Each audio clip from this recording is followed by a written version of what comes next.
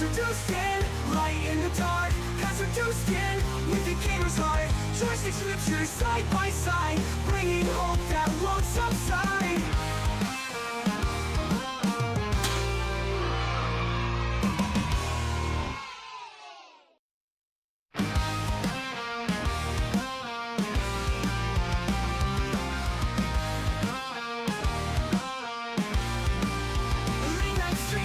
Chat's alive, Bible in one hand, tool by his side, slaying demons, breaking chains, proclaiming truths while the shotgun rings.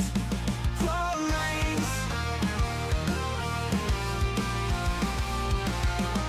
by block in Minecraft's land, building faith with a steady hand. Echo's waters drive him mad, but he won't quit, he's just that rad. PastorDoostyn, light in the dark. PastorDoostyn, with the gamer's heart. Choice scriptures side by side, bringing hope that won't subside. From pixel battles to real life fights, he stands for Jesus, shining bright in every game, in every call. The gospel echoes over all.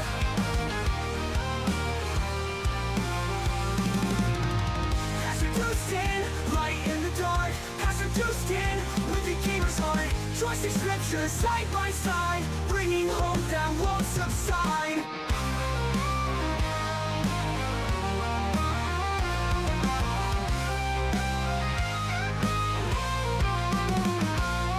From pixel battles to real life fights, he stands for Jesus, shining bright in every game, in every call. The gospel echoes overall. PastorDoostyn, light in the dark. PastorDoostyn, with the gamer's heart. Joystick scriptures side by side, bringing hope that won't subside.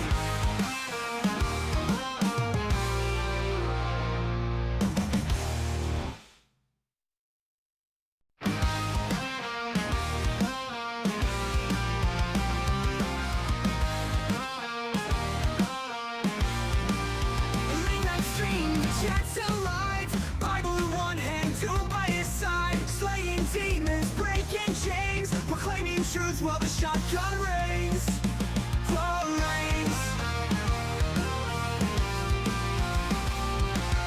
Block by block in Minecraft's land, building faith with a steady hand. Echo's waters drive him mad, but he won't quit, he's just that rad. PastorDoostyn, light in the dark. PastorDoostyn, with the gamer's heart. Choice scriptures side by side, bringing hope that won't subside. From pixel battles to real life fights, he stands for Jesus, shining bright in every game, in every call. The gospel echoes over all.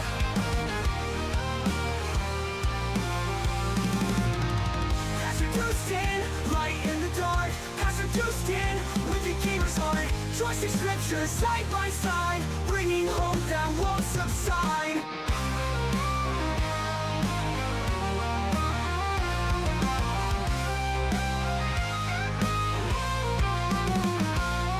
From pixel battles to real life fights, he stands for Jesus, shining bright in every game, in every call. The gospel echoes overall. PastorDoostyn, light in the dark. PastorDoostyn, with the gamer's heart. Joystick scriptures side by side, bringing hope that won't subside.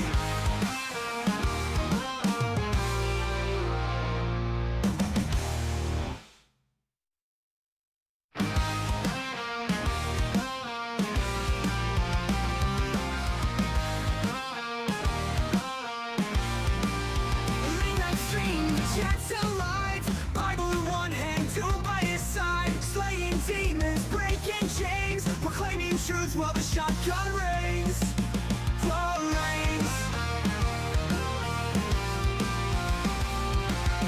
Block by block in Minecraft's land, building faith with a steady hand.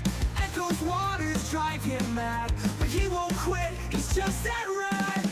PastorDoostyn, light in the dark. PastorDoostyn, with the gamer's heart. Choice scriptures side by side, bringing hope that won't subside.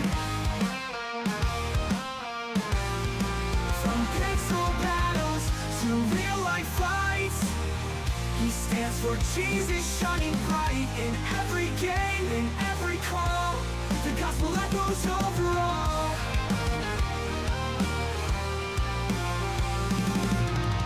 PastorDoostyn, light in the dark.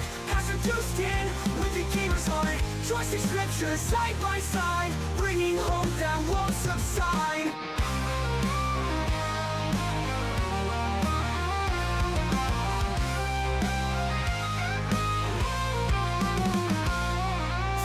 So battles to real life fights, he stands for Jesus shining bright. In every game, in every call, the gospel echoes over all. PastorDoostyn, light in the dark. PastorDoostyn, with the gamer's heart. Trusting scripture side by side, bringing hope that won't subside.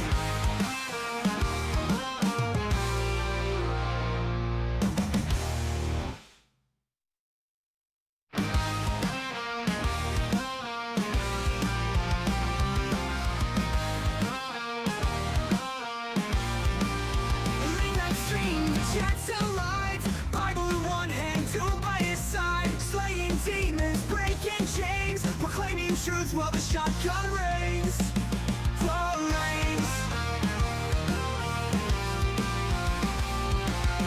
Blood by block in Minecraft's land, building faith with a steady hand. Echoes waters drive him mad, but he won't quit, he's just that rad. PastorDoostyn, light in the dark. PastorDoostyn, with the gamer's heart. Trust scripture side by side, bringing hope that won't subside. From pixel battles to real life fights, he stands for Jesus shining bright. In every game, in every call, the gospel echoes over all.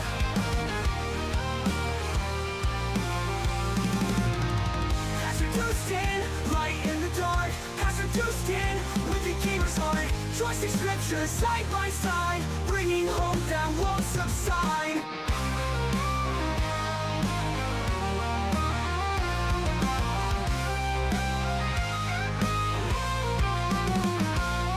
From pixel battles to real life fights, he stands for Jesus shining bright. In every game, in every call, the gospel echoes over all. PastorDoostyn, light in the dark. PastorDoostyn, with the gamer's heart. Trusting scripture side by side, bringing hope that won't subside.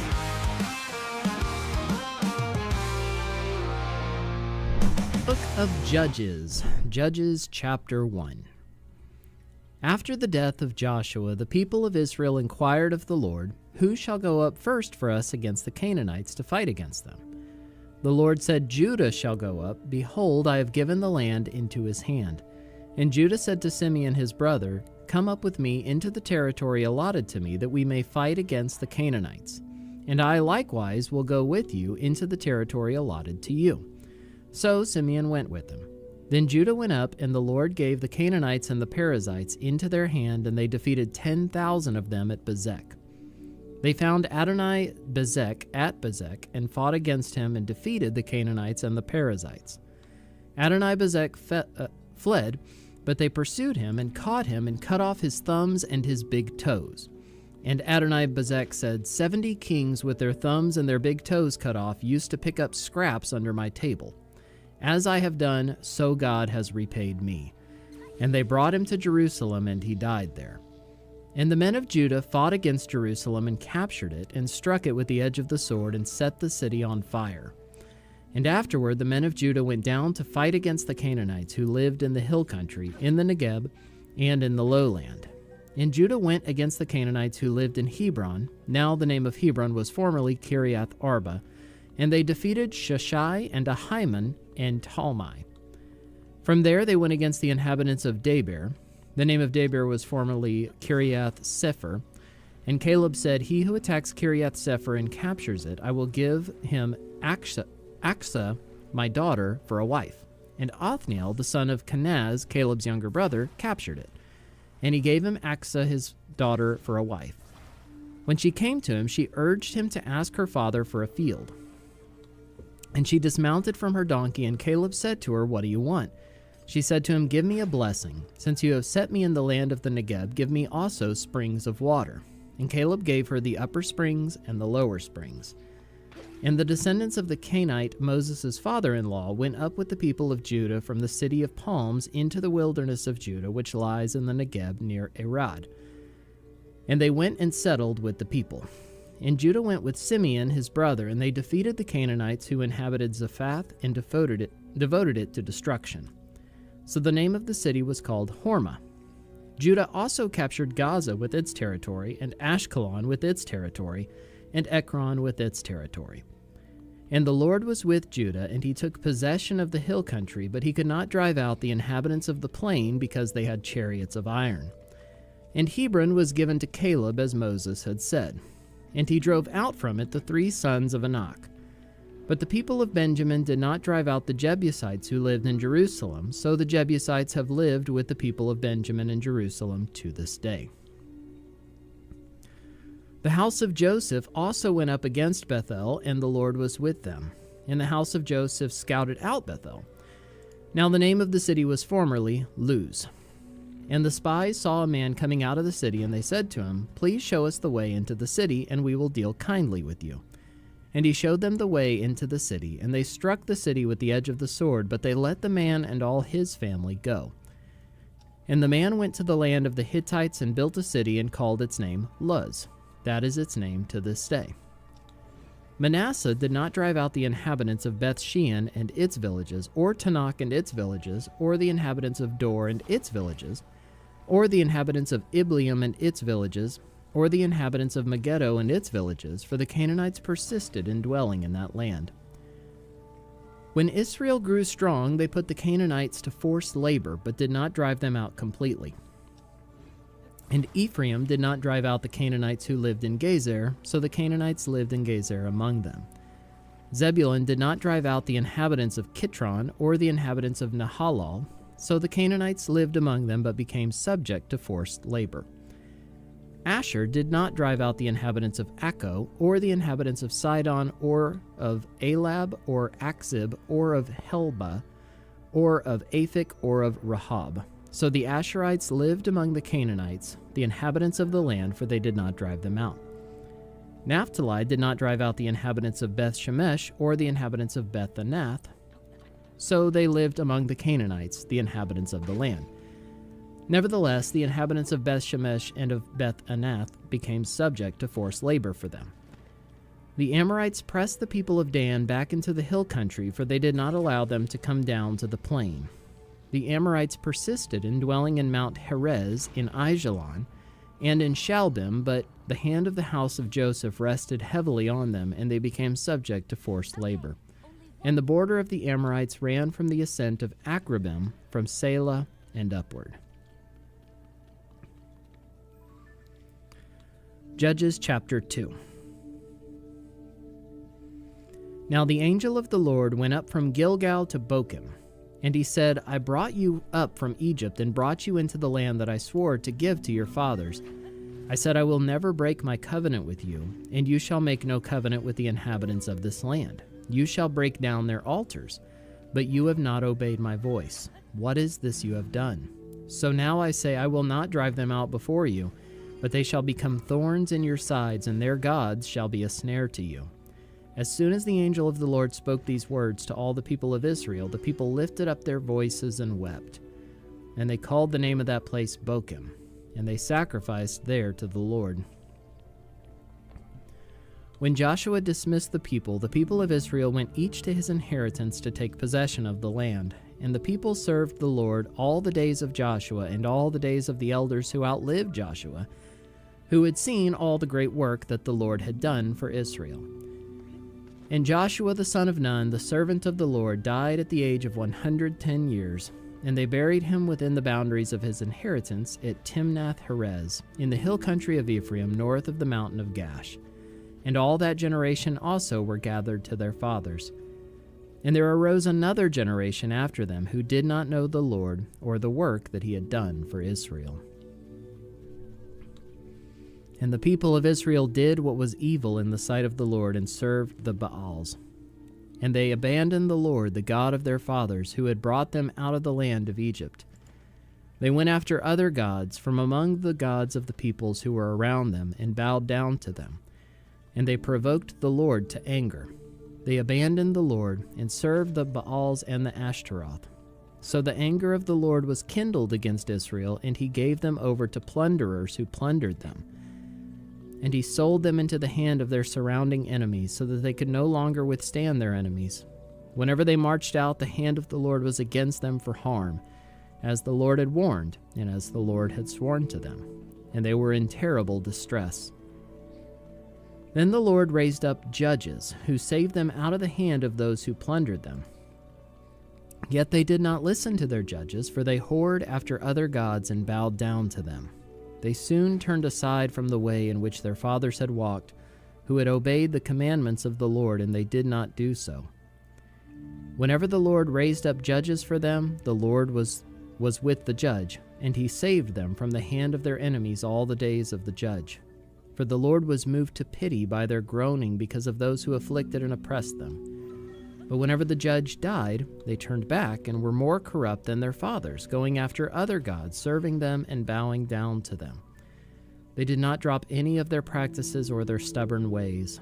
So the anger of the Lord was kindled against Israel, and he said, "Because this people have transgressed my covenant that I commanded their fathers and have not obeyed my voice, I will no longer drive out before them any of the nations that Joshua left when he died, in order to test Israel by them, whether they will take care to walk in the way of the Lord as their fathers did, or not." So the Lord left those nations, not driving them out quickly, and he did not give them into the hand of Joshua. Judges chapter 3. Now these are the nations that the Lord left, to test Israel by them, that is, all in Israel who had not experienced all the wars in Canaan. It was only in order that the generations of the people of Israel might know war, to teach war to those who had not known it before. These are the nations: the 5 lords of the Philistines, and all the Canaanites, and the Sidonians, and the Hivites who lived on Mount Lebanon, from Mount Baal Hermon as far as Lebohamath. They were for the testing of Israel, to know whether Israel would obey the commandments of the Lord, which he commanded their fathers by the hand of Moses. So the people of Israel lived among the Canaanites, the Hittites, the Amorites, the Perizzites, the Hivites, and the Jebusites. And their daughters took them to themselves for wives, and their own daughters they gave to their sons, and they served their gods. And the people of Israel did what was evil in the sight of the Lord. They forgot the Lord their God, and served the Baals and the Ashtaroth. Therefore the anger of the Lord was kindled against Israel, and he sold them into the hand of Cushan-Rishathaim, king of Mesopotamia. And the people of Israel served Cushan-Rishathaim 8 years. But when the people of Israel cried out to the Lord raised up a deliverer for the people of Israel, who saved them, Othniel the son of Kenaz, Caleb's younger brother. The Spirit of the Lord was upon him, and he judged Israel. He went out to war, and the Lord gave Cushan-Rishathaim, king of Mesopotamia, into his hand. And his hand prevailed over Cushan-Rishathaim. So the land had rest 40 years. Then Othniel the son of Kenaz died. And the people of Israel again did what was evil in the sight of the Lord, and the Lord strengthened Eglon, the king of Moab, against Israel, because they had done what was evil in the sight of the Lord. He gathered to himself the Ammonites and the Amalekites, and went and defeated Israel, and they took possession of the city of palms. And the people of Israel served Eglon, the king of Moab, 18 years. Then the people of Israel cried out to the Lord, and the Lord raised up for them a deliverer, Ehud the son of Gera the Benjamite, a left-handed man. The people of Israel sent tribute by him to Eglon the king of Moab, and Ehud made for himself a sword with 2 edges, a cubit in length, and he bound it on his right thigh under his clothes. And he presented the tribute to Eglon, king of Moab. Now Eglon was a very fat man. And when Ehud had finished presenting the tribute, he sent away the people who carried the tribute. But he himself turned back at the idols near Gilgal, and said, "I have a secret message for you, O king." And he commanded silence. And all his attendants went out from his presence. And Ehud came to him as he was sitting alone in his cool-roofed chamber. And Ehud said, I have a message from God for you. And he arose from his seat. And Ehud reached with his left hand, took the sword from his right thigh, and thrust it into his belly. And the hilt also went in after the blade, and the fat closed over the blade, for he did not pull the sword out of his belly, and the dung came out. Then Ehud went out into the porch and closed the doors of the roof chamber behind him and locked them.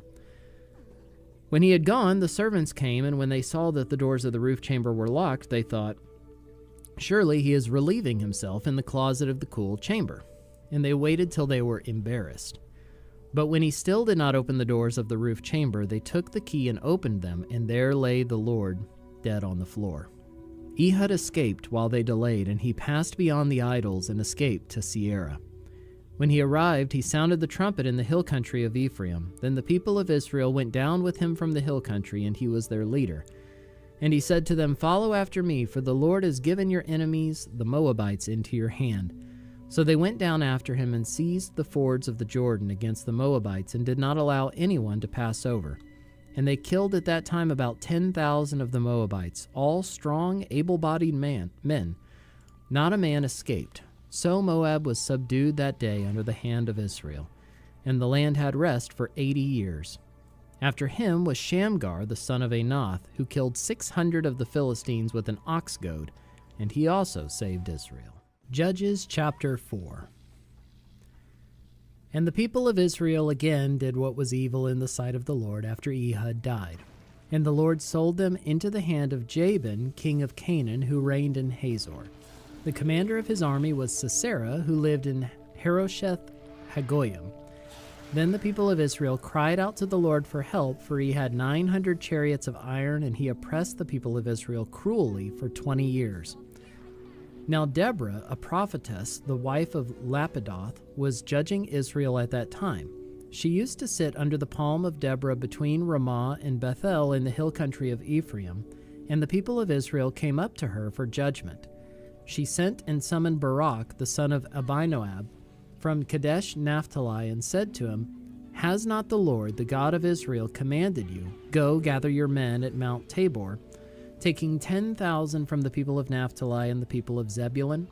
And I will draw out Sisera, the general of Jabin's army, to meet you by the river Kishon with his chariots and his troops, and I will give him into your hand. Barak said to her, if you will go with me, I will go, but if you will not go with me, I will not go. And she said, I will surely go with you. Nevertheless, the road on which you are going will not lead to your glory, for the Lord will sell Sisera into the hand of a woman. Then Deborah arose and went with Barak to Kadesh.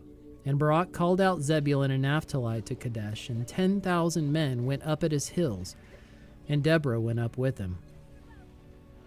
Now Heber the Kenite had separated from the Kenites, the descendants of Hobab, the father-in-law of Moses, and had pitched his tent as far away as the oak in Zananim, which is near Kadesh. When Sisera was told that Barak the son of Abinoam had gone up to Mount Tabor, Sisera called out all his chariots, 900 chariots of iron, and all the men who were with him, from Harosheth Hagoyim to the river Kishon. And Deborah said to Barak, up, for this is the day in which the Lord has given Sisera into your hand. Does not the Lord go out before you? So Barak went down from Mount Tabor with 10,000 men following him, and the Lord routed Sisera and all his chariots and all his army before Barak by the edge of the sword. And Sisera got down from his chariot and fled away on foot. And Barak pursued the chariots and the army to Harosheth Hagoyim, and all the army of Sisera fell by the edge of the sword, not a man was left. But Sisera fled away on foot to the tent of Jael, the wife of Heber the Kenite, for there was peace between Jabin the king of Hazor and the house of Heber the Kenite. And Jael came out to meet Sisera and said to him, turn aside, my lord, turn aside to me. Do not be afraid. So he turned aside to her into the tent, and she covered him with a rug. And he said to her, please give me a little water to drink, for I am thirsty. So she opened a skin of milk and gave him a drink and covered him. And he said to her, stand at the opening of the tent, and if any man comes and asks you, is anyone here, say no. But Jael the wife of Heber took a tent peg and took a hammer in her hand. Then she went softly to him and drove the peg into his temple until it went down into the ground while he was lying fast asleep from weariness. So he died. And behold, as Barak was pursuing Sisera, Jael went out to meet him and said to him, "Come, and I will show you the man whom you are seeking." So he went into her tent, and there lay Sisera dead with the tent peg in his temple. So on that day God subdued Jabin the king of Canaan before the people of Israel. And the hand of the people of Israel pressed harder and harder against Jabin the king of Canaan, until they destroyed Jabin king of Canaan.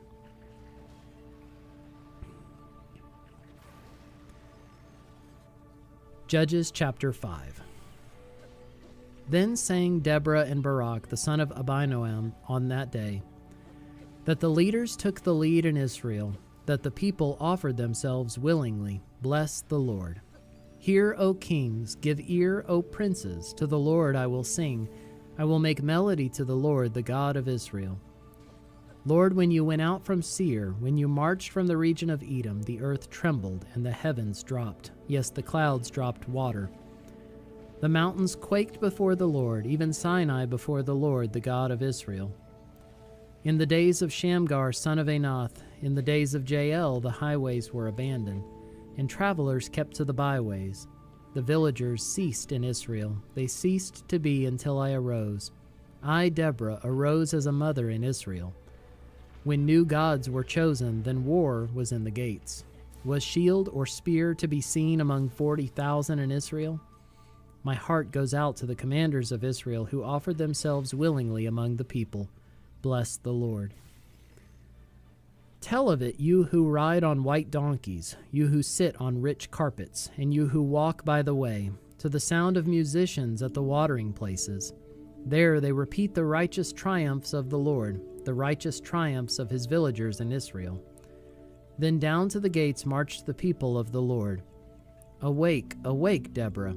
Awake, awake, break out in a song. Arise, Barak, lead away your captives, O son of Abinoam. Then down marched the remnant of the noble. The people of the Lord marched down for me against the mighty. From Ephraim their root they marched down into the valley, following you, Benjamin, with your kinsmen. From Machir marched down the commanders, and from Zebulun those who bear the lieutenant's staff. The princes of Issachar came with Deborah, and Issachar, faithful to Barak. Into the valley they rushed at his heels. Among the clans of Reuben there were great searchings of heart. Why did you sit still among the sheepfolds to hear the whistling for the flocks? Among the clans of Reuben there were great searchings of heart. Gilead stayed beyond the Jordan, and Dan, why did he stay with the ships? Asher sat still at the coast of the sea, staying by his landings. Zebulun is a people who risk their lives to the death. Naphtali, too, on the heights of the field. The kings came, they fought. Then fought the kings of Canaan, at Tanakh by the waters of Megiddo. They got no spoils of silver. From heaven the stars fought. From their courses they fought against Sisera. The torrent Kishon swept them away. The ancient torrent, the torrent Kishon. March on, my soul, with might. Then loud beat the horses' hooves, with the galloping of his steeds. Curse Meroz, says the angel of the Lord. Curse its inhabitants thoroughly, because they did not come to the help of the Lord against the mighty. Most blessed of women be Jael, the wife of Heber the Kenite, of tent-dwelling women, most blessed. He asked for water, and she gave him milk. She brought him curds in a noble's bowl. She sent her hand to the tent peg, and her right hand to the workman's mallet. She struck Sisera, she crushed his head. She shattered and pierced his temple. Between her feet he sank, he fell, he lay still. Between her feet he sank, he fell. Where he sank, there he fell, dead. Out of the window she peered. The mother of Sisera wailed through the lattice. Why is his chariot so long in coming? Why tarry the hoofbeats of his chariots? Her wisest princesses answer. Indeed, she answers herself. Have they not found and divided the spoil? A womb or two for every man, spoil of dyed materials for Sisera, spoil of dyed materials embroidered, 2 pieces of dyed work embroidered for the neck as spoil? So may all your enemies perish, O Lord, but your friends be like the sun as he rises in his might. And the land had rest for 40 years. Judges chapter 6. The people of Israel did what was evil in the sight of the Lord, and the Lord gave them into the hand of Midian 7 years. And the hand of Midian overpowered Israel, and because of Midian the people of Israel made for themselves the dens that are in the mountains, and the caves and the strongholds. For whenever the Israelites planted crops, the Midianites and the Amalekites and the people of the east would come up against them. They would encamp against them and devour the produce of the land as far as Gaza, and leave no sustenance in Israel, and no sheep or ox or donkey. For they would come up with their livestock and their tents. They would come like locusts in number. Both they and their camels could not be counted, so that they laid waste the land as they came in. And Israel was brought very low because of Midian, and the people of Israel cried out for help to the Lord. When the people of Israel cried out to the Lord on account of the Midianites, the Lord sent a prophet to the people of Israel. And he said to them, Thus says the Lord, the God of Israel, I led you up from Egypt, and brought you out of the house of slavery. And I delivered you from the hand of the Egyptians, and from the hand of all who oppressed you, and drove them out before you, and gave you their land. And I said to you, I am the Lord your God. You shall not fear the gods of the Amorites in whose land you dwell, but you have not obeyed my voice. Now the angel of the Lord came and sat under the terebinth at Ophrah, which belonged to Joash the Abiezrite, while his son Gideon was beating out wheat in the winepress to hide it from the Midianites. And the angel of the Lord appeared to him and said to him, The Lord is with you, O mighty man of valor. And Gideon said to him, Please, my Lord, if the Lord is with us, why then has all this happened to us? And where are all his wonderful deeds that our fathers recounted to us, saying, Did not the Lord bring us up from Egypt? But now the Lord has forsaken us and given us into the hand of Midian. And the Lord turned to him and said, Go in this might of yours, and save Israel from the hand of Midian. Do not I send you? And he said to him, Please, Lord, how can I save Israel? Behold, my clan is the weakest in Manasseh, and I'm the least in my father's house. And the Lord said to him, But I will be with you, and you shall strike the Midianites as one man. And he said to him, If now I have found favor in your eyes, then show me a sign that it is you who speak with me. Please do not depart from here until I come to you and bring out my present and set it before you. And he said, I will stay till you return.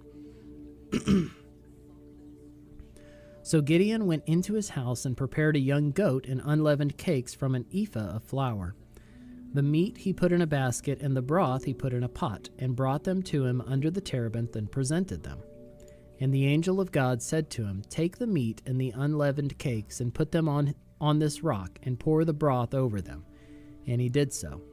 Then the angel of the Lord reached out the tip of the staff that was in his hand, and touched the meat and the unleavened cakes. And fire sprang up from the rock, and consumed the meat and the unleavened cakes. And the angel of the Lord vanished from his sight. Then Gideon perceived that he was the angel of the Lord. And Gideon said, Alas, O Lord God, for now I have seen the angel of the Lord face to face. But the Lord said to him, Peace be to you, do not fear, you shall not die. Then Gideon built an altar there to the Lord and called it, The Lord is Peace. To this day it still stands at Ophrah, which belongs to the Abiezrites. That night the Lord said to him, Take your father's bull and the second bull, 7 years old, and pull down the altar of Baal that your father has, and cut down the Asherah that is beside it, and build an altar to the Lord your God on the top of the stronghold here, with stones laid in due order. Then take the second bull and offer it as a burnt offering with the wood of the Asherah that you shall cut down. So Gideon took 10 men of his servants and did as the Lord had told him. But because he was too afraid of his family and the men of the town to do it by day, he did it by night. When the men of the town rose early in the morning, behold, the altar of Baal was broken down, and the Asherah beside it was cut down, and the second bull was offered on the altar that had been built. They said to one another, Who has done this thing? And after they had searched and inquired, they said, Gideon, the son of Joash, has done this thing. Then the men of the town said to Joash, Bring out your son that he may die, for he has broken down the altar of Baal and cut down the Asherah beside it. But Joash said to all who stood against him, "Will you contend for Baal, or will you save him? Whoever contends for him shall be put to death by morning. If he is a god, let him contend for himself, because his altar has been broken down." Therefore on that day Gideon was called Jerubbaal, that is to say, "Let Baal contend against him," because he broke down his altar. Now all the Midianites and the Amalekites and the people of the east came together, and they crossed the Jordan and encamped in the valley of Jezreel. But the Spirit of the Lord clothed Gideon, and he sounded the trumpet, and the Abiezrites were called out to follow him. And he sent messengers throughout all Manasseh, and they too were called out to follow him. And he sent messengers to Asher, Zebulun, and Naphtali, and they went up to meet them. Then Gideon said to God, "If you will save Israel by my hand, as you have said, behold, I am laying a fleece of wool on the threshing floor. If there is dew on the fleece alone, and it is dry on all the ground, then I shall know that you will save Israel by my hand, as you have said." And it was so. When he rose early next morning and squeezed the fleece, he wrung enough dew from the fleece to fill a bowl with water. Then Gideon said to God, "Let not your anger burn against me. Let me speak just once more. Please let me test just once more with the fleece. Please let it be dry on the fleece only, and on all the ground let there be dew." And God did so that night, and it was dry on the fleece only, and on all the ground there was dew. Judges chapter 7. Then Jerubbaal, that is Gideon, and all the people who were with him rose early and encamped beside the spring of Harod. And the camp of Midian was north of them by the hill of Moreh in the valley. The Lord said to Gideon, "The people with you are too many for me to give the Midianites into their hand, lest Israel boast over me, saying, 'My own hand has saved me.' Now therefore proclaim in the ears of the people, saying, 'Whoever is fearful and trembling, let him return home and hurry away from Mount Gilead.' Then 22,000 of the people returned, and 10,000 remained. And the Lord said to Gideon, "The people are still too many. Take them down to the water, and I will test them for you there. And any one of whom I say to you, 'This one shall go with you,' shall go with you. And any one of whom I say to you, 'This one shall not go with you,' shall not go." So he brought the people down to the water, and the Lord said to Gideon, "Everyone who laps the water with his tongue as a dog laps, you shall set by himself. Likewise, everyone who kneels down to drink." And the number of those who lapped, putting their hands to their mouths, was 300 men, but all the rest of the people knelt down to drink water. And the Lord said to Gideon, "With the 300 men who lapped, I will save you, and give the Midianites into your hands, and let all the others go, every man to his home." So the people took provisions in their hands and their trumpets. And he sent all the rest of Israel, every man to his tent, but retained the 300 men, and the camp of Midian was below him in the valley. That same night the Lord said to him, "Arise, go down against the camp, for I have given it into your hand.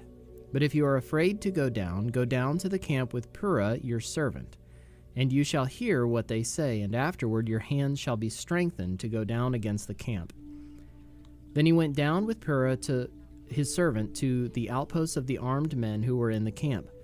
And the Midianites and the Amalekites and all the people of the east lay along the valley like locusts in abundance, and their camels were without number, as the sand that is on the seashore in abundance. When Gideon came, behold, a man was telling a dream to his comrade. And he said, "Behold, I dreamed a dream, and behold, a cake of barley bread tumbled into the camp of Midian and came to the tent and struck it so that it fell and turned it upside down, so that the tent lay flat." And his comrade answered, "This is no other than the sword of Gideon, the son of Joash, a man of Israel. God has given into his hand Midian and all the camp." As soon as Gideon heard the telling of the dream and its interpretation, he worshipped. And he returned to the camp of Israel and said, "Arise, for the Lord has given the host of Midian into your hand." And he divided the 300 men into 3 companies and put trumpets into the hands of all of them, and empty jars with torches inside the jars. And he said to them, "Look at me, and do likewise. When I come to the outskirts of the camp, do as I do.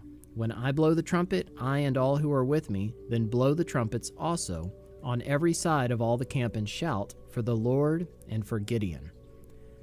So Gideon and the 100 men who were with him came to the outskirts of the camp at the beginning of the middle watch, when they had just set the watch, and they blew the trumpets and smashed the jars that were in their hands.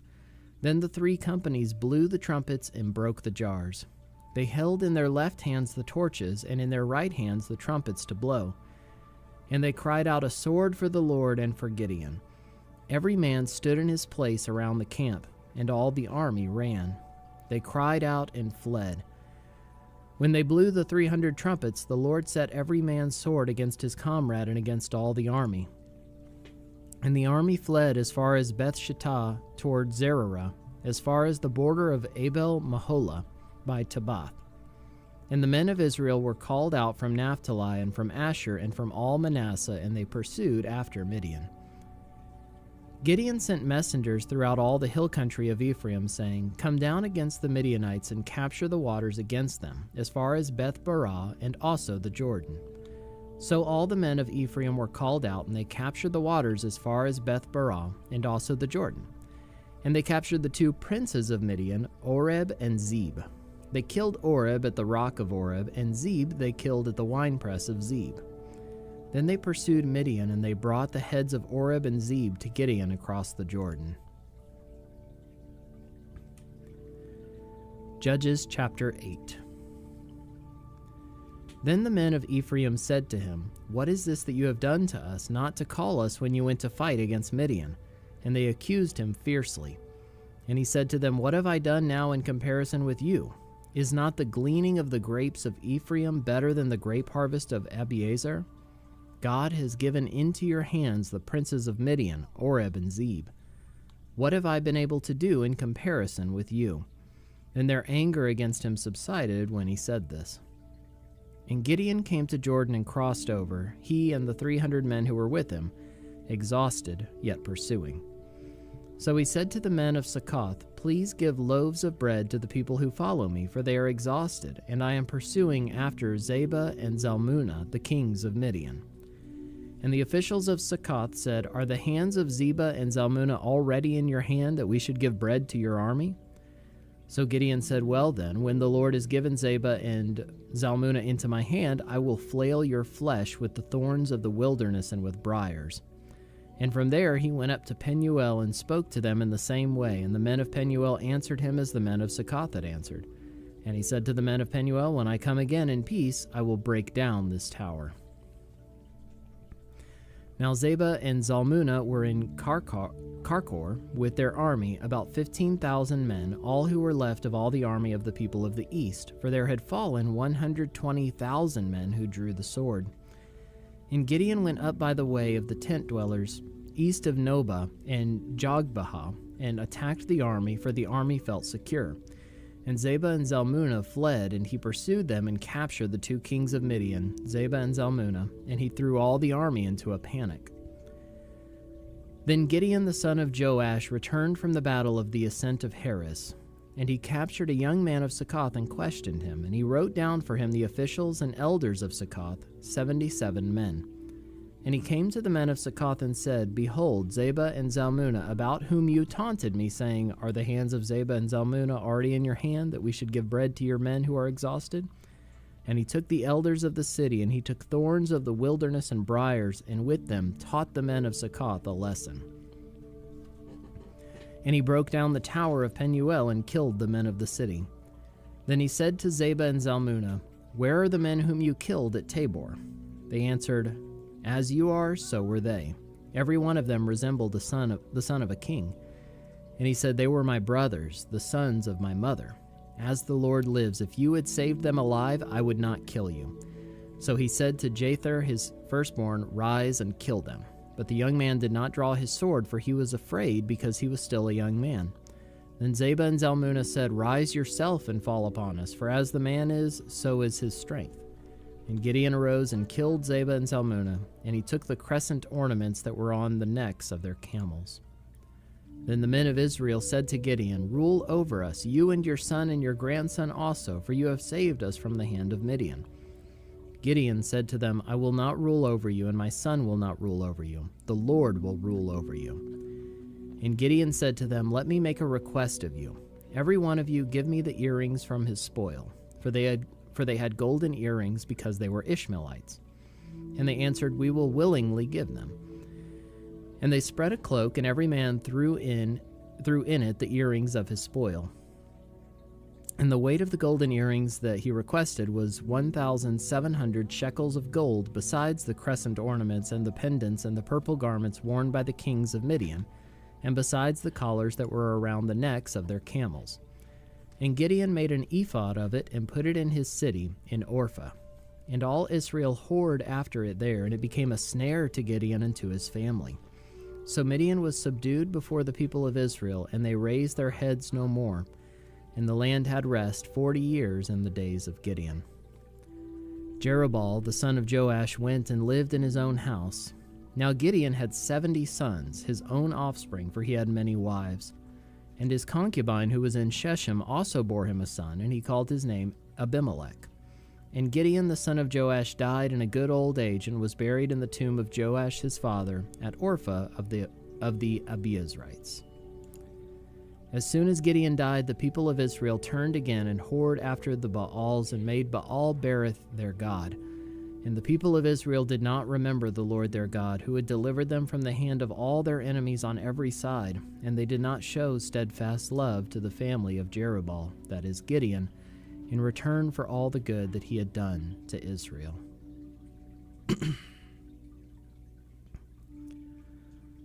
Judges chapter 9. Now Abimelech the son of Jerubbaal went to Shechem to his mother's relatives, and said to them and to the whole clan of his mother's family, Say in the ears of all the leaders of Shechem, which is better for you, that all 70 of the sons of Jerubbaal rule over you, or that one rule over you? Remember also that I am your bone and your flesh. And his mother's relatives spoke all these words on his behalf in the ears of all the leaders of Shechem, and their hearts inclined to follow Abimelech, for they said, He is our brother. And they gave him 70 pieces of silver out of the house of Baal-berith, with which Abimelech hired worthless and reckless fellows who followed him. And he went to his father's house at Orpha, and killed his brothers, the sons of Jerubbaal, 70 men, on one stone. But Jotham, the youngest son of Jerubbaal, was left, for he hid himself. And all the leaders of Shechem came together, and all Beth Millo, and they went and made Abimelech king by the oak of the pillar at Shechem. When it was told to Jotham, he went and stood on top of Mount Gerizim, and cried aloud, and said to them, Listen to me, you leaders of Shechem, that God may listen to you. The trees once went out to anoint a king over them, and they said to the olive tree, Reign over us. But the olive tree said to them, Shall I leave my abundance, by which gods and men are honored, and go hold sway over the trees? And the trees said to the fig tree, You come and reign over us. But the fig tree said to them, Shall I leave my sweetness and my good fruit, and go hold sway over the trees? And the trees said to the vine, You come and reign over us. But the vine said to them, Shall I leave my wine that cheers God and men, and go hold sway over the trees? Then all the trees said to the bramble, You come and reign over us. And the bramble said to the trees, If in good faith you are anointing me king over you, then come and take refuge in my shade. But if not, let fire come out of the bramble and devour the cedars of Lebanon. Now therefore, if you acted in good faith and integrity when you made Abimelech king, and if you have dealt well with Jerubbaal and his house, and have done to him as his deeds deserved, for my father fought for you and risked his life and delivered you from the hand of Midian, and you have risen up against my father's house this day, and have killed his sons, 70 men on one stone, and have made Abimelech, the son of his female servant, king over the leaders of Shechem, because he's your relative. If you then have acted in good faith and integrity with Jerubbaal and with his house this day, then rejoice in Abimelech, and let him also rejoice in you. But if not, let fire come out from Abimelech, and devour the leaders of Shechem and Beth Millo, and let fire come out from the leaders of Shechem and from Beth Millo, and devour Abimelech. And Jotham ran away and fled, and went to Beer, and lived there because of Abimelech his brother. Abimelech ruled over Israel 3 years, and God sent an evil spirit between Abimelech and the leaders of Shechem, and the leaders of Shechem dealt treacherously with Abimelech, that the violence done to the 70 sons of Jerubbaal might come, and their blood be laid on Abimelech their brother, who killed them, and on the men of Shechem, who strengthened his hands to kill his brothers. And the leaders of Shechem put men in ambush against him on the mountaintops, and they robbed all who passed by them along the way, and it was told to Abimelech. And Gaal, the son of Abed, moved into Shechem with his relatives, and the leaders of Shechem put confidence in him. And they went out into the field and gathered the grapes from their vineyards and trod them and held a festival. And they went into the house of their God and ate and drank and reviled Abimelech. And Gaal, the son of Abed, said, Who is Abimelech, and who are we of Shechem, that we should serve him? Is he not the son of Jerubbaal, and is not Zebul his officer? Serve the men of Hamor, the father of Shechem, but why should we serve him? Would that this people were under my hand, then I would remove Abimelech. I would say to Abimelech, Increase your army and come out. When Zebul, the ruler of the city, heard the words of Gaal, the son of Abed, his anger was kindled, and he sent messengers to Abimelech secretly, saying, Behold, Gaal, the son of Abed, and his relatives have come to Shechem, and they are stirring up the city against you. Now therefore go by night, you and the people who are with you, and set an ambush in the field. Then in the morning, as soon as the sun is up, rise early and rush upon the city. And when he and the people who are with him come out against you, you may do to them as your hand finds to do. So Abimelech and all the men who were with him rose up by night and set an ambush against Shechem in 4 companies. And Gaal, the son of Abed, went out and stood in the entrance of the gate of the city. And Abimelech and the people who were with him rose from the ambush. And when Gaal saw the people, he said to Zebul, Look, people are coming down from the mountaintops. And Zebul said to him, You mistake the shadow of the mountains for men. Gaal spoke again and said, Look, people are coming down from the center of the land, and 1 company is coming from the direction of the diviner's oak. Then Zebul said to him, Where is your mouth now, you who said, Who is Abimelech that we should serve him? Are not these the people whom you despised? Go out now and fight with them. And Gaal went out at the head of the leaders of Shechem and fought with Abimelech. And Abimelech chased him, and he fled before him, and many fell wounded up to the entrance of the gate. And Abimelech lived at Arumah, and Zebul drove out Gaal and his relatives so that they could not dwell at Shechem. On the following day the people went out into the field, and Abimelech was told. He took his people and divided them into 3 companies and set an ambush in the fields.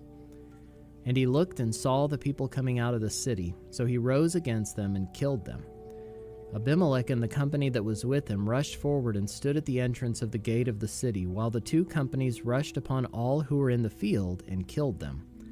And Abimelech fought against the city all that day.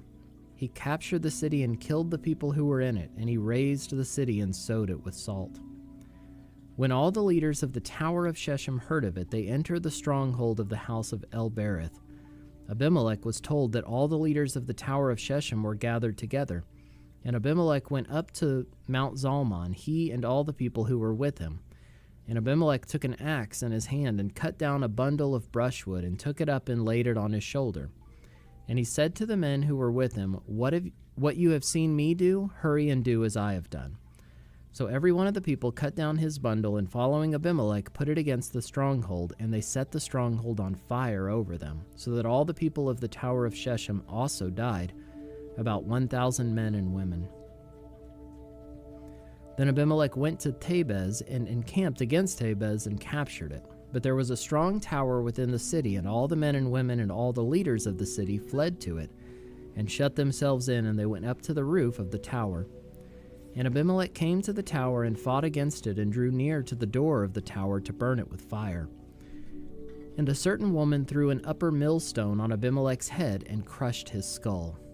Then he called quickly to the young man his armor-bearer, and said to him, Draw your sword and kill me, lest they say of me, A woman killed him. And his young man thrust him through, and he died. And when the men of Israel saw that Abimelech was dead, everyone departed to his home. Thus God returned the evil of Abimelech, which he committed against his father in killing his 70 brothers. And God also made all the evil of the men of Shechem return on their heads, and upon them came the curse of Jotham, the son of Jerubbaal. Judges chapter 10. After Abimelech there arose to save Israel Tola, the son of Puah, son of Dodo, a man of Issachar, and he lived at Shamir in the hill country of Ephraim. And he judged Israel 23 years, then he died and was buried at Shamir. After him arose Jair the Gileadite, who judged Israel 22 years, and he had 30 sons who rode on 30 donkeys, and they had 30 cities called Havoth Jair to this day, which are in the land of Gilead. And Jair died and was buried in Camon. The people of Israel again did what was evil in the sight of the Lord, and served the Baals and Ashtaroth, the gods of Syria, the gods of Sidon, the gods of Moab, the gods of the Ammonites, and the gods of the Philistines. And they forsook the Lord and did not serve him. So the anger of the Lord was kindled against Israel, and he sold them into the hand of the Philistines and into the hand of the Ammonites, and they crushed and oppressed the people of Israel that year. For 18 years they oppressed all the people of Israel who were beyond the Jordan in the land of the Amorites, which is in Gilead. And the Ammonites crossed the Jordan to fight also against Judah and against Benjamin and against the house of Ephraim, so that Israel was severely distressed.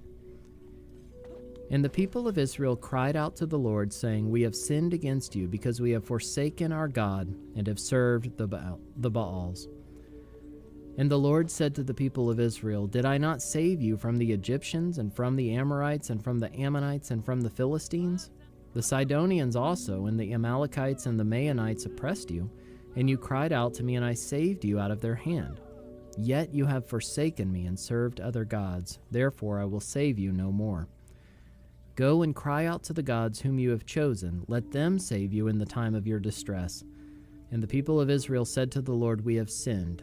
Do to us whatever seems good to you. Only please deliver us this day.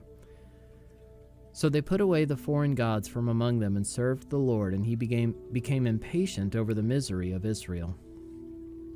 Then the Ammonites were called to arms, and they encamped at Gilead. And the people of Israel came together, and they encamped at Mizpah.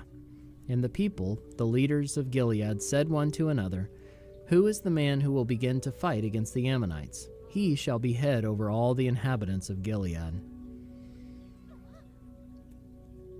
Judges chapter 11.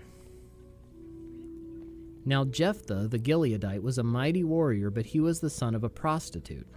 Gilead was the father of Jephthah, and Gilead's wife also bore him sons. And when his wife's sons grew up, they drove Jephthah out and said to him, You shall not have an inheritance in our father's house, for you are the son of another woman.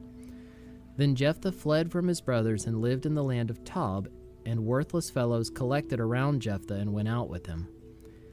After a time the Ammonites made war against Israel.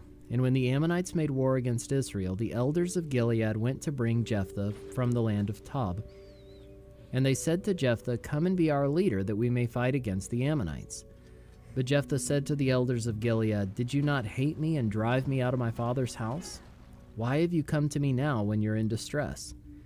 And the elders of Gilead said to Jephthah, That is why we've turned to you now, that you may go with us and fight against the Ammonites and be our head over all the inhabitants of Gilead. Jephthah said to the elders of Gilead, If you bring me home again to fight against the Ammonites, and the Lord gives them over to me, I will be your head. And the elders of Gilead said to Jephthah, The Lord will be witness between us, if we do not do as you say. So Jephthah went with the elders of Gilead, and the people made him head and leader over them. And Jephthah spoke all his words before the Lord at Mizpah. Then Jephthah sent messengers to the king of the Ammonites and said, What do you have against me, that you have come to me to fight against my land? And the king of the Ammonites answered the messengers of Jephthah, Because Israel on coming up from Egypt took away my land, from the Arnon to the Jabbok and to the Jordan. Now therefore restore it peaceably. Jephthah again sent messengers to the king of the Ammonites and said to him, Thus says Jephthah, Israel did not take away the land of Moab or the land of the Ammonites. But when they came up from Egypt, Israel went through the wilderness to the Red Sea and came to Kadesh. Israel then sent messengers to the king of Edom, saying, Please let us pass through your land. But the king of Edom would not listen. And they sent also to the king of Moab, but he would not consent. So Israel remained at Kadesh. Then they journeyed through the wilderness and went around the land of Edom and the land of Moab, and arrived on the east side of the land of Moab, and camped on the other side of the Arnon. But they did not enter the territory of Moab, for the Arnon was the boundary of Moab. Israel then sent messengers to Sihon, king of the Amorites, king of Heshbon, and Israel said to him, Please let us pass through your land to our country. But Sihon did not trust Israel to pass through his territory, so Sihon gathered all his people together and encamped at Jahaz and fought with Israel.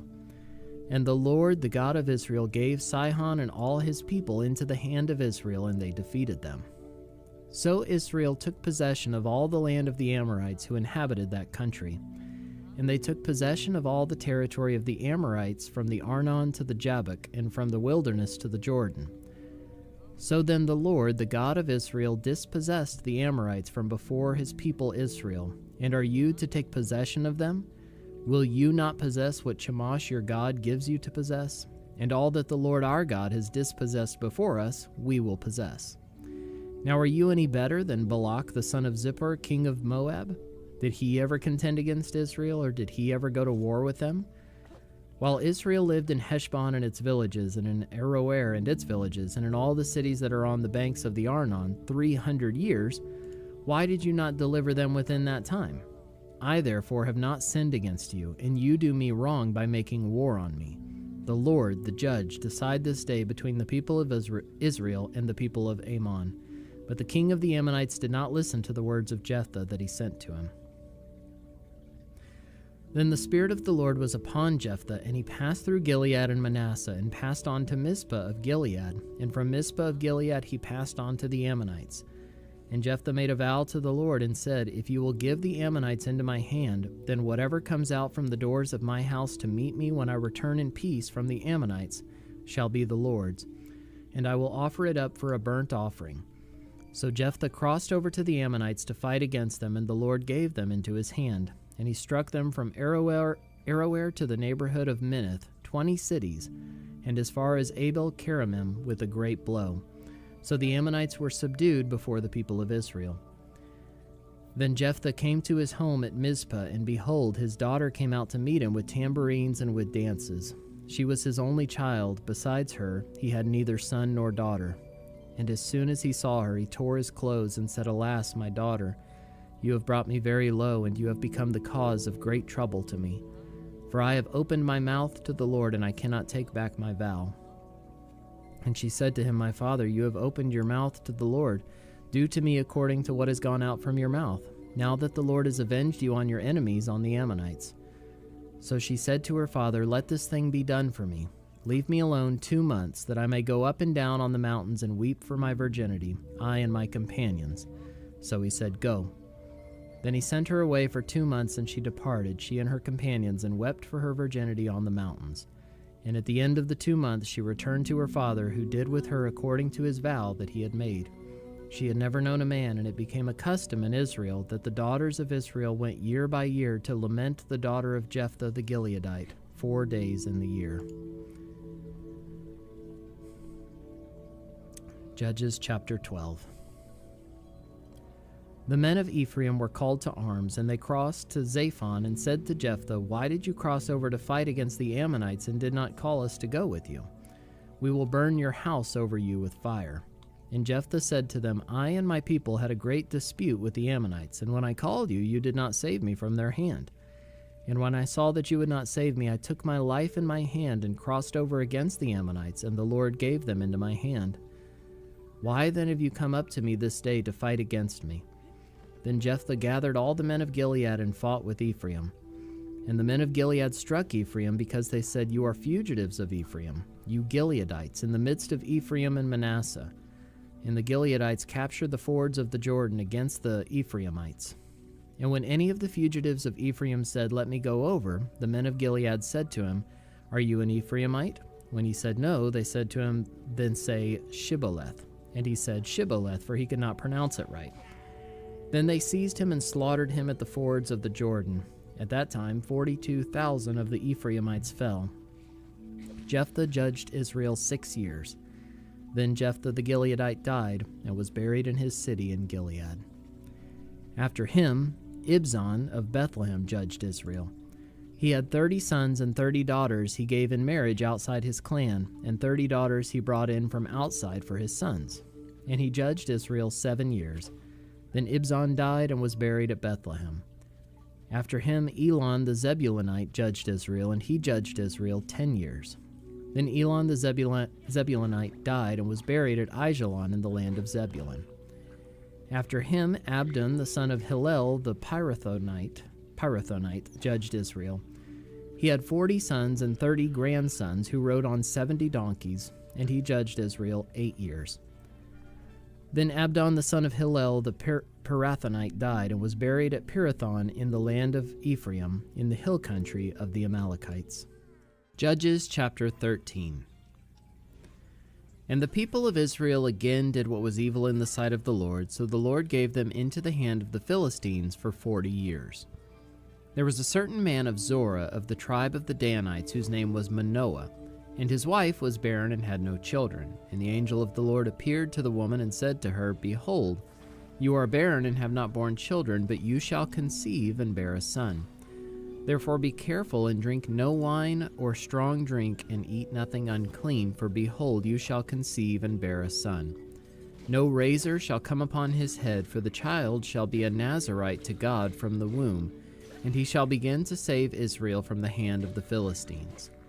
Then the woman came and told her husband, A man of God came to me, and his appearance was like the appearance of the angel of God, very awesome. I did not ask him where he was from, and he did not tell me his name, but he said to me, Behold, you shall conceive and bear a son. So then drink no wine or strong drink, and eat nothing unclean, for the child shall be a Nazirite to God from the womb to the day of his death. Then Manoah prayed to the Lord and said, O Lord, please let the man of God whom you sent come again to us, and teach us what we are to do with the child who will be born. And God listened to the voice of Manoah, and the angel of God came again to the woman as she sat in the field. But Manoah, her husband, was not with her. So the woman ran quickly and told her husband, Behold, the man who came to me the other day has appeared to me. And Manoah arose and went after his wife, and came to the man and said to him, Are you the man who spoke to this woman? And he said, I am. And Manoah said, Now when your words come true, what is it to be the child's manner of life, and what is his mission? And the angel of the Lord said to Manoah, Of all that I said to the woman, let her be careful. She may not eat of anything that comes from the vine, neither let her drink wine or strong drink, or eat any unclean thing. All that I commanded her, let her observe. Manoah said to the angel of the Lord, Please let us detain you and prepare a young goat for you. And the angel of the Lord said to Manoah, If you detain me, I will not eat of your food. But if you prepare a burnt offering, then offer it to the Lord. For Manoah did not know that he was the angel of the Lord. And Manoah said to the angel of the Lord, What is your name, so that when your words come true we may honor you? And the angel of the Lord said to him, Why do you ask my name, seeing it is wonderful? So Manoah took the young goat with the grain offering and offered it on the rock to the Lord, to the one who works wonders. And Manoah and his wife were watching. And when the flame went up toward heaven from the altar, the angel of the Lord went up in the flame of the altar. Now Manoah and his wife were watching, and they fell on their faces to the ground. The angel of the Lord appeared no more to Manoah and to his wife. Then Manoah knew that he was the angel of the Lord. And Manoah said to his wife, We shall surely die, for we have seen God. But his wife said to him, If the Lord had meant to kill us, he would not have accepted a burnt offering and a grain offering at our hands, or shown us all these things, or now announced to us such things as these. And the woman bore a son, and called his name Samson. And the young man grew, and the Lord blessed him. And the Spirit of the Lord began to stir him in Mahane Dan, between Zorah and Eshtaol. Judges chapter 14. Samson went down to Timnah, and at Timnah he saw one of the daughters of the Philistines. Then he came up and told his father and mother, I saw one of the daughters of the Philistines at Timnah. Now get her for me as my wife. But his father and mother said to him, Is there not a woman among the daughters of your relatives or among all our people that you must go to take a wife from the uncircumcised Philistines? But Samson said to his father, Get her for me, for she is right in my eyes. His father and mother did not know that it was from the Lord, for he was seeking an opportunity against the Philistines. At that time the Philistines ruled over Israel. Then Samson went down with his father and mother to Timnah, and they came to the vineyards of Timnah, and behold, a young lion came toward him roaring. Then the Spirit of the Lord rushed upon him, and although he had nothing in his hand, he tore the lion in pieces as one tears a young goat. But he did not tell his father or his mother what he had done. Then he went down and talked with the woman, and she was right in Samson's eyes. After some days he returned to take her, and he turned aside to see the carcass of the lion, and behold, there was a swarm of bees in the body of the lion and honey. He scraped it out into his hands and went on, eating as he went. And he came to his father and mother and gave some to them, and they ate, but he did not tell them that he had scraped the honey from the carcass of the lion. His father went down to the woman, and Samson prepared a feast there, for so the young men used to do. As soon as the people saw him, they brought 30 companions to be with him. And Samson said to them, "Let me now put a riddle to you. If you can tell me what it is within the 7 days of the feast and find it out, then I will give you 30 linen garments and 30 changes of clothes. But if you cannot tell me what it is, then you shall give me 30 linen garments and 30 changes of clothes." And they said to him, "Put your riddle that we may hear it." And he said to them, "Out of the eater came something to eat. Out of the strong came something sweet." And in 3 days they could not solve the riddle. On the 4th day they said to Samson's wife, "Entice your husband to tell us what the riddle is, lest we burn you and your father's house with fire. Have you invited us here to impoverish us?" And Samson's wife wept over him and said, "You only hate me, you do not love me. You have put a riddle to my people, and you have not told me what it is." And he said to her, "Behold, I have not told my father nor my mother, and shall I tell you?" She wept before him the 7 days that their feast lasted, and on the 7th day he told her, because she pressed him hard. Then she told the riddle to her people, and the men of the city said to him on the 7th day before the sun went down, "What is sweeter than honey? What is stronger than a lion?" And he said to them, "If you had not plowed with my heifer, you would have not found out my riddle." And the Spirit of the Lord rushed upon him, and he went down to Ashkelon and struck down 30 men of the town, and took their spoil, and gave the garments to those who had told the riddle. In hot anger he went back to his father's house, and Samson's wife was given to his companion, who had been his best friend. Judges chapter 15. After some days, at the time of wheat harvest, Samson went to visit his wife with a young goat. And he said, "I will go in to my wife in the chamber." But her father would not allow him to go in, and her father said, "I really thought that you utterly hated her, so I gave her to your companion. Is not her younger sister more beautiful than she? Please take her instead." And Samson said to them, "This time I shall be innocent in regard to the Philistines when I do them harm." So Samson went and caught 300 foxes and took torches, and he turned them tail to tail and put a torch between each pair of tails. And when he had set fire to the torches, he let the foxes go into the standing grain of the Philistines, and set fire to the stacked grain, and the standing grain as well as the olive orchards. Then the Philistines said, "Who has done this?" And they said, "Samson, the son-in-law of the Timnite, because he has taken his wife and given her to his companion." And the Philistines came up and burned her and her father with fire. And Samson said to them, "If this is what you do, I swear I will be avenged on you, and after that I will quit." And he struck them hip and thigh with a great blow, and he went down and stayed in the cleft of the rock of Etam. Then the Philistines came up and encamped in Judah and made a raid on Lehi. And the men of Judah said, "Why have you come up against us?" They said, "We have come up to bind Samson, to do to him as he did to us." Then 3,000 men of Judah went down to the cleft of the rock at Etam, and said to Samson, "Do you not know that the Philistines are rulers over us? What then is this that you have done to us?" And he said to them, "As they did to me, so have I done to them." And they said to him, We have come down to bind you that we may give you into the hands of the Philistines." And Samson said to them, "Swear to me that you will not attack me yourselves." They said to him, "No, we will only bind you and give you into their hands. We will surely not kill you."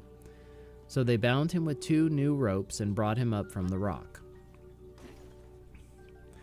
When he came to Lehi, the Philistines came shouting to meet him. Then the Spirit of the Lord rushed upon him, and the ropes that were on his arms became as flax that has caught fire, and his bonds melted off his hands. And he found a fresh jawbone of a donkey, and put out his hand and took it, and with it he struck 1,000 men. And Samson said, "With the jawbone of a donkey, heaps upon heaps, with the jawbone of a donkey have I struck down 1,000 men."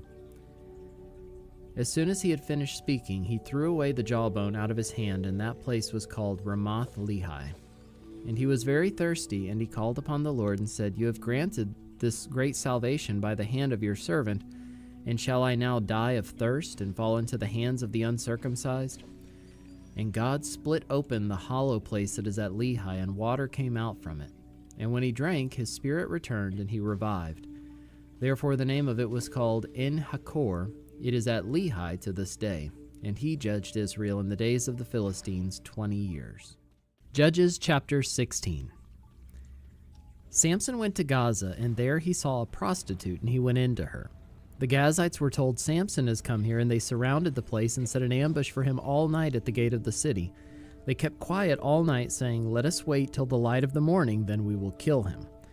But Samson lay till midnight, and at midnight he arose and took hold of the doors of the gate of the city and the 2 posts, and pulled them up, bar and all, and put them on his shoulders, and carried them to the top of the hill that is in front of Hebron. After this he loved a woman in the valley of Sorek, whose name was Delilah. And the lords of the Philistines came up to her and said to her, Seduce him, and see where his great strength lies, and by what means we may overpower him, that we may bind him, to humble him. And we will each give you 1,100 pieces of silver. So Delilah said to Samson, Please tell me where your great strength lies, and how you might be bound, that one could subdue you. Samson said to her, If they bind me with 7 fresh bowstrings that have not been dried, then I shall become weak and be like any other man. Then the lords of the Philistines brought up to her 7 fresh bowstrings that had not been dried, and she bound him with them. Now she had men lying in ambush in an inner chamber, and she said to him, The Philistines are upon you, Samson. But he snapped the bowstrings as a thread of flax snaps when it touches the fire.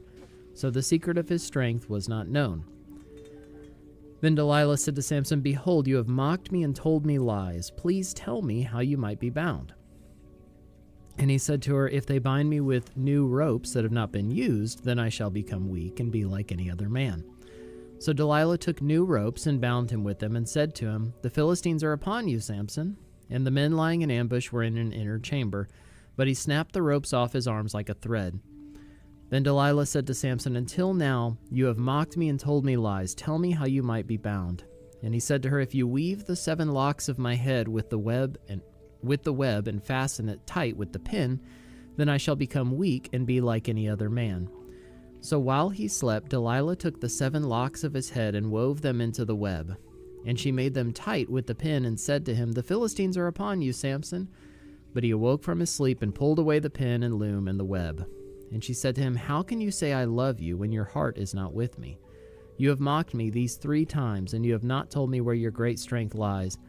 And when she pressed him hard with her words day after day and urged him, his soul was vexed to death.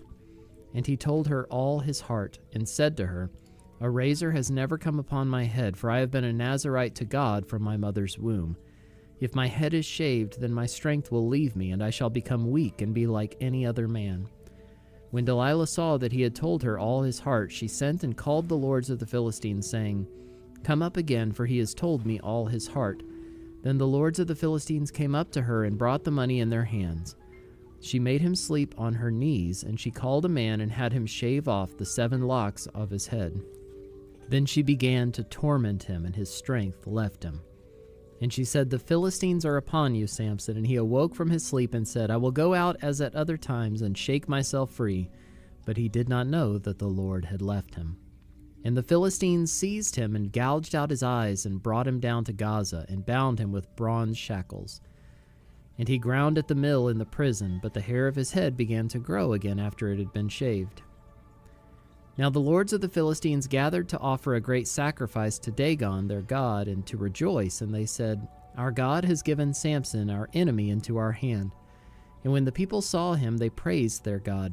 For they said, Our God has given our enemy into our hand, the ravager of our country, who has killed many of us. And when their hearts were merry, they said, Call Samson, that he may entertain us. So they called Samson out of the prison, and he entertained them. They made him stand between the pillars. And Samson said to the young man who held him by the hand, Let me feel the pillars on which the house rests, that I may lean against them. Now the house was full of men and women. All the lords of the Philistines were there, and on the roof there were about 3,000 men and women who looked on while Samson entertained. Then Samson called to the Lord and said, O Lord God, Please remember me and please strengthen me only this once, O God, that I may be avenged on the Philistines for my 2 eyes." And Samson grasped the 2 middle pillars on which the house rested, and he leaned his weight against them, his right hand on the one and his left hand on the other. And Samson said, "Let me die with the Philistines." Then he bowed with all his strength, and the house fell upon the lords and upon all the people who were in it. So the dead whom he killed at his death were more than those whom he had killed during his life. Then his brothers and all his family came down and took him and brought him up and buried him between Zorah and Eshtaol in the tomb of Manoah his father. He had judged Israel 20 years.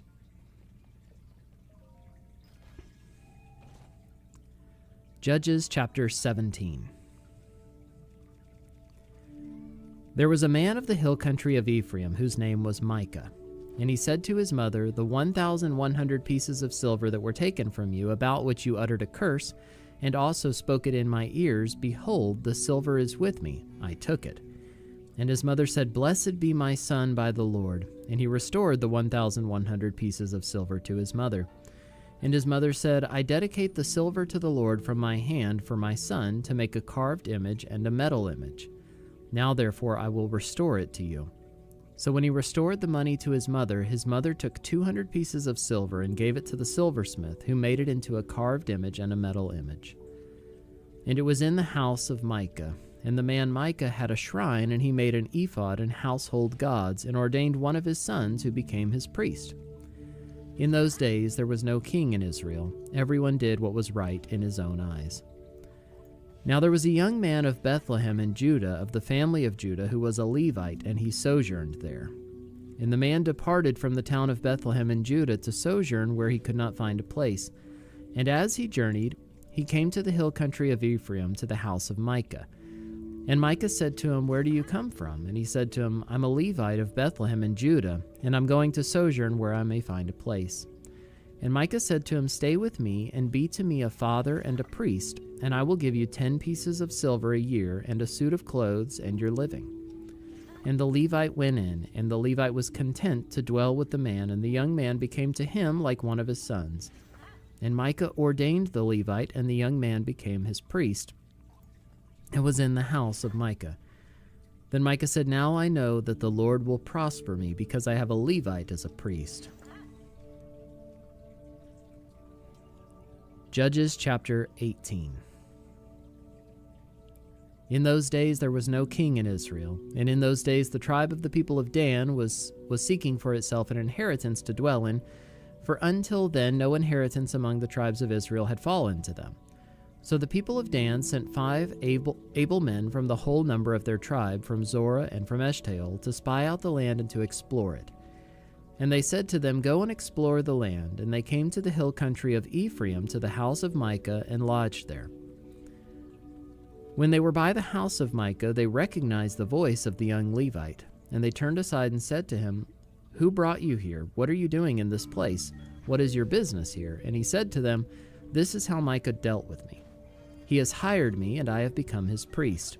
And they said to him, "Inquire of God, please, that we may know whether the journey on which we are setting out will succeed." And the priest said to them, "Go in peace. The journey on which you go is under the eye of the Lord." Then the 5 men departed and came to Laish, and saw the people who were there, how they lived in security, after the manner of the Sidonians, quiet and unsuspecting, lacking nothing that is in the earth, and possessing wealth, and how they were far from the Sidonians and had no dealings with anyone. And when they came to their brothers at Zorah and Eshtaol, their brothers said to them, "What do you report?" They said, "Arise, and let us go up against them, for we have seen the land, and behold, it is very good. And will you do nothing? Do not be slow to go, to enter in and possess the land. As soon as you go, you will come to an unsuspecting people. The land is spacious, for God has given it into your hands, a place where there is no lack of anything that is in the earth." So 600 men of the tribe of Dan, armed with weapons of war, set out from Zorah and Eshtaol, and went up and encamped at Kiriath Jearim in Judah. On this account that place is called Mahaneh Dan to this day. Behold, it is west of Kiriath Jearim. And they passed on from there to the hill country of Ephraim, and came to the house of Micah. Then the 5 men who had gone to scout out the country of Laish said to their brothers, "Do you know that in these houses there are an ephod, household gods, a carved image, and a metal image? Now therefore consider what you will do." And they turned aside there and came to the house of the young Levite at the home of Micah and asked him about his welfare. Now the 600 men of the Danites, armed with their weapons of war, stood by the entrance of the gate. And the 5 men who had gone to scout out the land went up and entered and took the carved image, the ephod, the household gods, and the metal image, while the priest stood by the entrance of the gate with the 600 men armed with weapons of war. And when these went into Micah's house and took the carved image, the ephod, the household gods, and the metal image, the priest said to them, "What are you doing?" And they said to him, "Keep quiet, put your hand on your mouth, and come with us, and be to us a father and a priest. Is it better for you to be a priest to the house of one man, or to be priest to a tribe and clan in Israel?" And the priest's heart was glad. He took the ephod and the household gods and the carved image and went along with the people. So they turned and departed, putting the little ones and the livestock and the goods in front of them. When they had gone a distance from the home of Micah, the men who were in the houses near Micah's house were called out, and they overtook the people of Dan. And they shouted to the people of Dan, who turned around and said to Micah, "What is the matter with you that you come with such a company?" And he said, "You take my gods that I made and the priest and go away, and what have I left? How then do you ask me, what is the matter with you?" And the people of Dan said to him, "Do not let your voice be heard among us, lest angry fellows fall upon you, and you lose your life with the lives of your household." Then the people of Dan went their way, and when Micah saw that they were too strong for him, he turned and went back to his home. But the people of Dan took what Micah had made and the priest who belonged to him, and they came to Laish, to a people quiet and unsuspecting, and struck them with the edge of the sword and burned the city with fire. And there was no deliverer, because it was far from Sidon, and they had no dealings with anyone. It was in the valley that belongs to Beth Rehob. And then they rebuilt the city and lived in it. And they named the city Dan, after the name of Dan, their ancestor, who was born to Israel. But the name of the city was Laish at the first. And the people of Dan set up the carved image for themselves, and Jonathan, the son of Gershom, son of Moses, and his sons were priests to the tribe of the Danites until the day of the captivity of the land. So they set up Micah's carved image that he made, as long as the house of God was at Shiloh. Judges chapter 19. In those days, when there was no king in Israel, a certain Levite was sojourning in the remote parts of the hill country of Ephraim, who took to himself a concubine from Bethlehem in Judah. And his concubine was unfaithful to him, and she went away from him to her father's house at Bethlehem in Judah, and was there some 4 months. Then her husband arose and went after her to speak kindly to her and bring her back. He had with him his servant and a couple of donkeys. And she brought him into her father's house, and when the girl's father saw him, he came with joy to meet him. And his father-in-law, the girl's father, made him stay, and he remained with him 3 days. So they ate and drank and spent the night there. And on the 4th day they arose early in the morning, and he prepared to go, but the girl's father said to his son-in-law, "Strengthen your heart with a morsel of bread, and after that you may go." So the 2 of them sat and ate and drank together. And the girl's father said to the man, "Be pleased to spend the night, and let your heart be merry." And when the man rose up to go, his father-in-law pressed him till he spent the night there again. And on the 5th day he arose early in the morning to depart, and the girl's father said, "Strengthen your heart and wait until the day declines." So they ate, both of them. And when the man and his concubine and his servant rose up to depart, his father-in-law, the girl's father, said to him, "Behold, now the day has waned toward evening. Please spend the night. Behold, the day draws to its close. Lodge here and let your heart be merry, and tomorrow you shall arise early in the morning for your journey and go home." But the man would not spend the night. He rose up and departed, and arrived opposite Jebus, that is, Jerusalem. He had with him a couple of saddled donkeys, and his concubine was with him. When they were near Jebus, the day was nearly over, and the servant said to his master, "Come now, let us turn aside to the city of the Jebusites and spend the night in it." And his master said to him, "We will not turn aside into the city of foreigners who do not belong to the people of Israel, but we will pass on to Gibeah." And he said to his young man, "Come and let us draw near to one of these places and spend the night at Gibeah or at Ramah." So they passed on and went their way. And the sun went down on them near Gibeah, which belongs to Benjamin, and they turned aside there to go in and spend the night at Gibeah. And he went in and sat down in the open square of the city, for no one took them into his house to spend the night. And behold, an old man was coming from his work in the field at evening. The man was from the hill country of Ephraim, and he was sojourning in Gibeah. The men of the place were Benjamites, and he lifted up his eyes and saw the traveler in the open square of the city. And the old man said, "Where are you going? And where do you come from?" And he said to him, "We're passing from Bethlehem in Judah to the remote parts of the hill country of Ephraim, from which I come. I went to Bethlehem in Judah, and I'm going to the house of the Lord, but no one has taken me into his house. We have straw and feed for our donkeys, with bread and wine for me and your female servants and the young man with your servants. There is no lack of anything." And the old man said, "Peace be to you, I will care for all your wants. Only do not spend the night in the square." So he brought him into his house and gave the donkeys feed, and they washed their feet and ate and drank. As they were making their hearts merry, behold, the men of the city, worthless fellows, surrounded the house, beating on the door. And they said to the old man, the master of the house, "Bring out the man who came into your house, that we may know him." And the man, the master of the house, went out to them and said to them, "No, my brothers, do not act so wickedly. Since this man has come into my house, do not do this vile thing. Behold, here are my virgin daughter and his concubine. Let me bring them out now, violate them, and do with them what seems good to you. But against this man do not do this outrageous thing." But the men would not listen to him. So the man seized his concubine and made her go out to them. And they knew her and abused her all night until the morning. And as the dawn began to break, they let her go. And as morning appeared, the woman came and fell down at the door of the man's house where her master was until it was light. And her master rose up in the morning, and when he opened the doors of the house and went out to go on his way, behold, there was his concubine lying at the door of the house with her hands on the threshold. He said to her, "Get up, let us be going." But there was no answer. Then he put her on the donkey, and the man rose up and went away to his home. And when he entered his house, he took a knife, and taking hold of his concubine, he divided her, limb by limb, into 12 pieces, and sent her throughout all the territory of Israel. And all who saw it said, "Such a thing has never happened or been seen from the day that the people of Israel came up out of the land of Egypt until this day. Consider it, take counsel, and speak." Judges chapter 20.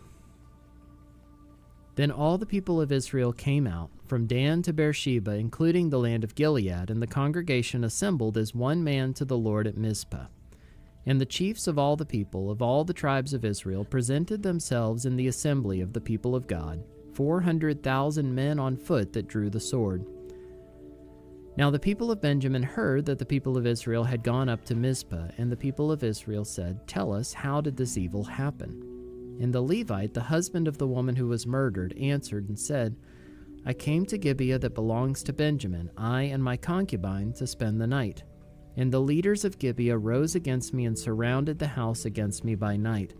They meant to kill me, and they violated my concubine, and she is dead.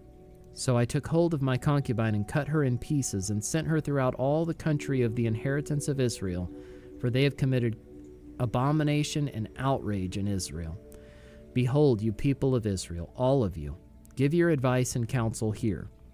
And all the people arose as one man, saying, "None of us will go to his tent, and none of us will return to his house.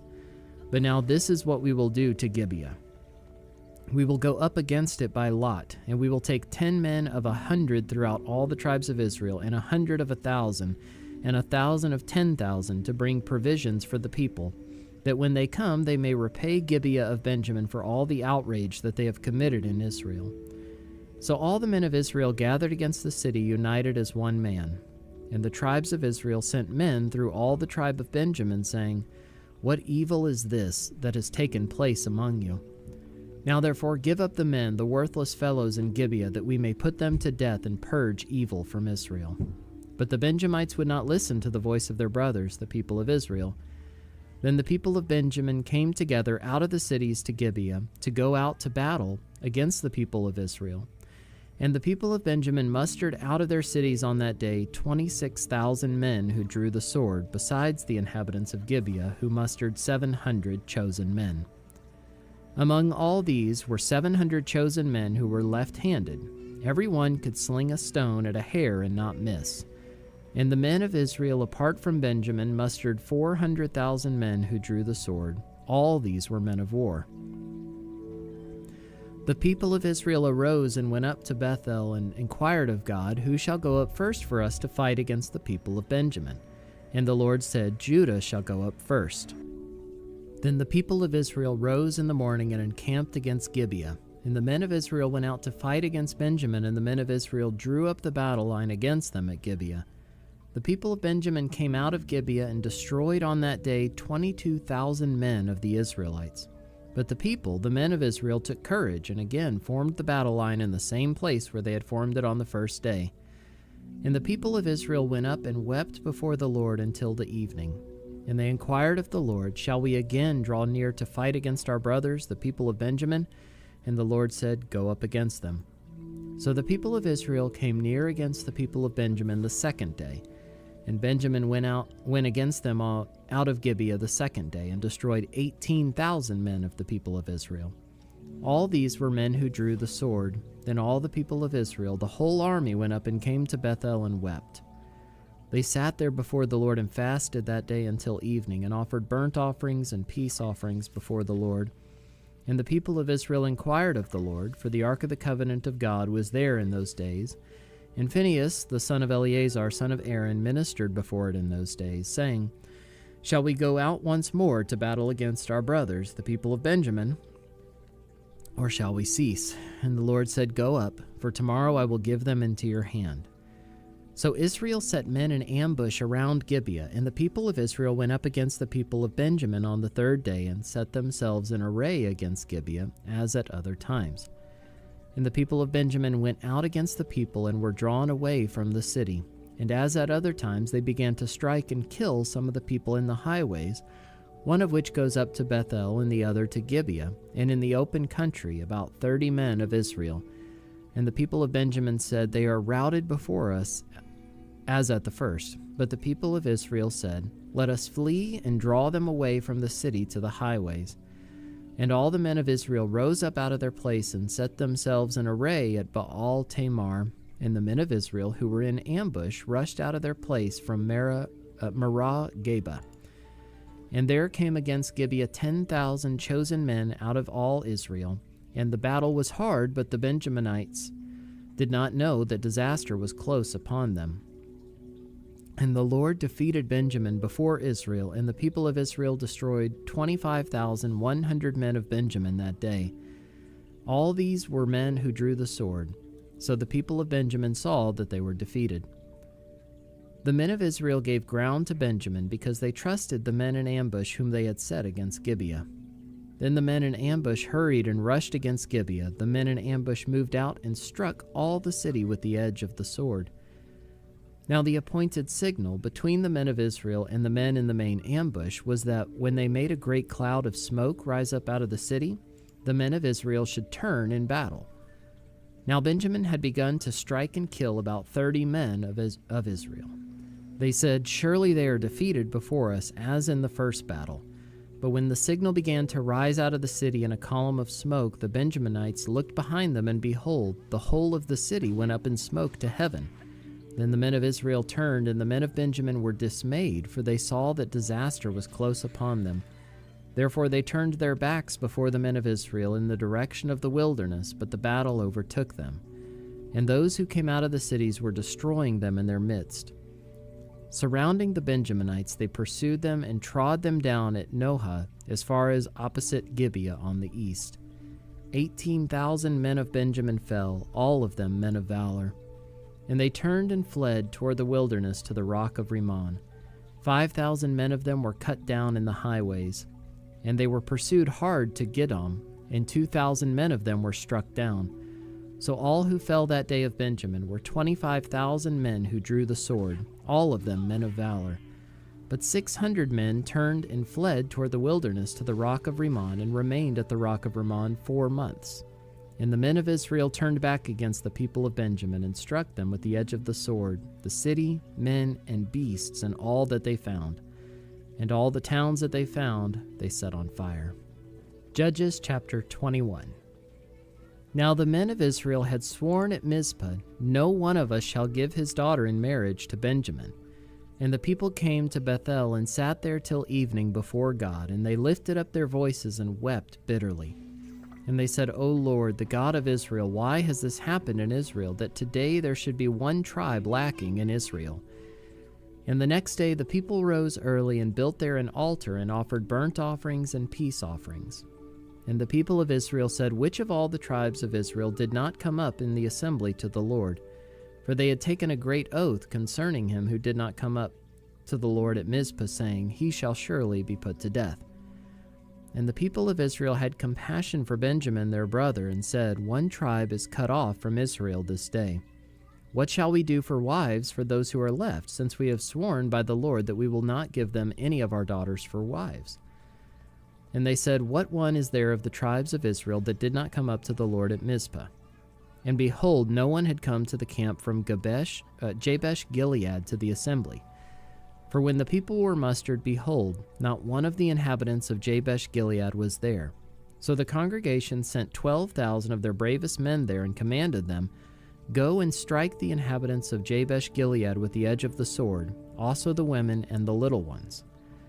This is what you shall do. Every male and every woman that is lain with a male you shall devote to destruction." And they found among the inhabitants of Jabesh Gilead 400 young virgins who had not known a man by lying with him, and they brought them to the camp at Shiloh, which is in the land of Canaan. Then the whole congregation sent word to the people of Benjamin who were at the rock of Rimmon, and proclaimed peace to them. And Benjamin returned at that time, and they gave them the women whom they had saved alive of the women of Jabesh Gilead. But they were not enough for them, and the people had compassion on Benjamin, because the Lord had made a breach in the tribes of Israel. Then the elders of the congregation said, "What shall we do for wives for those who are left, since the women are destroyed out of Benjamin?"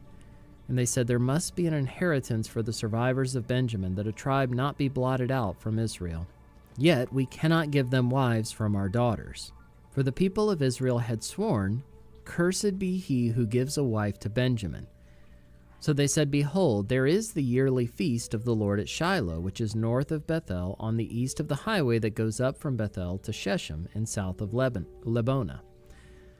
And they commanded the people of Benjamin, saying, "Go and lie in ambush in the vineyards and watch. If the daughters of Shiloh come out to dance in the dances, then come out of the vineyards and snatch each man his wife from the daughters of Shiloh, and go to the land of Benjamin.